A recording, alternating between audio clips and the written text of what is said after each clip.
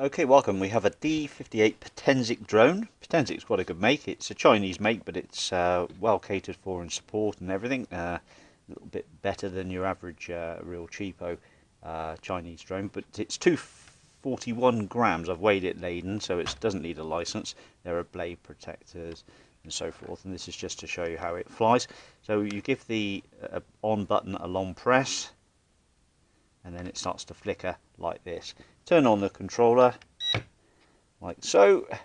Make sure you have good batteries in this controller. It's got some work to do. Do not put old batteries that have got hardly any life. It will make life very difficult for you. So this is flashing like so, and I believe it's just a simple up and down press like that.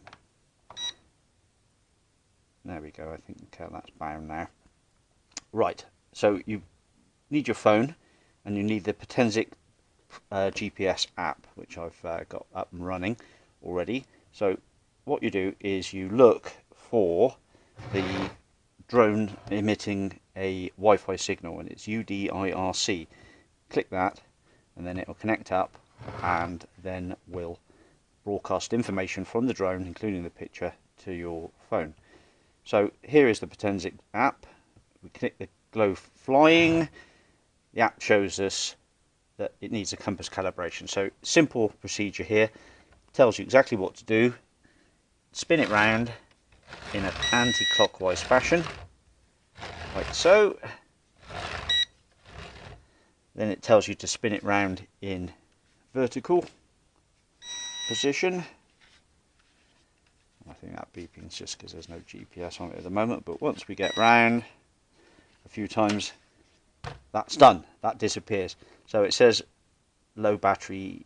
Now the drone is in low battery status. That's because it's just been waiting for us to get going. So on the top here we've got 12 satellites showing. HD signal is perfect. Well, you'd expect that with it being 20 centimeters away. Full signal and battery at 100%. If we go to Google, we can see that is positioned me exactly where I am. So I think that's about it. So it's set up, ready to go. You'll notice on the bottom here, GPS coordinates. We've got height and speed, pitch and roll and yaw. So if I actually change that position, you'll see the roll and the yaw all changing, which is really clever. Then there are all the settings for parameters, etc. Flight parameters, max distance. Then we've got joysticks, virtual joysticks where we turn them off. Speed, we're on low. If you press that button there, that'll change to high and low, or you can change it there. Drone needs a good GPS signal to take off. Well, let's just click no because we don't want to confuse the issue. Also here, this is a map, and then we've got some other general HD quality, horizontal calibration, screen app version, horizontal calibration. What does that do?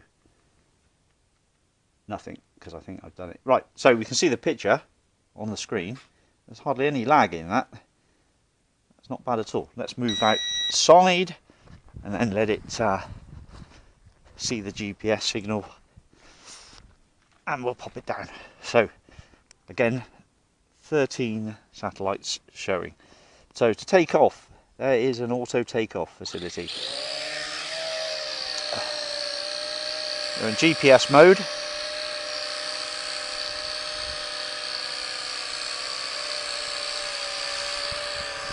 Pretty good speed. I think I'm in high. If I press the high and low button, this will be much more sedate, which it is.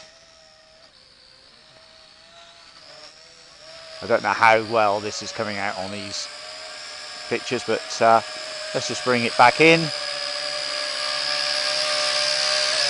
If I drift that manually across, and the drone's come back to its exact position. So that works well. Let's just spin it round. No obstacle avoidance.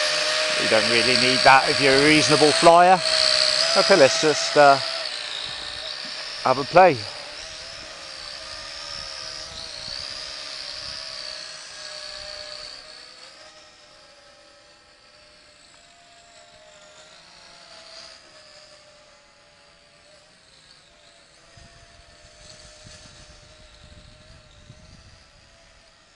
If there's not much wind around today, it's a perfect day for flying. So that is up at 21 meters, and I shall just adjust the camera down. Cyclist going by, and if I go back a bit,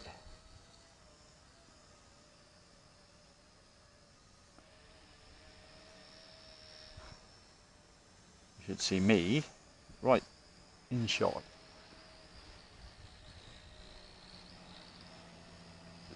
Let's see how high it goes. There's the garage. Signal, pretty good.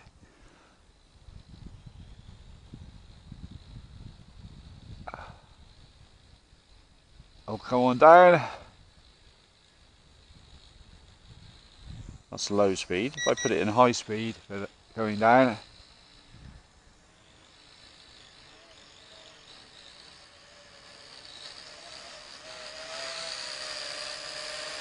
All the lights work. I'll just stay on my property. Put the camera back up. Have a look around.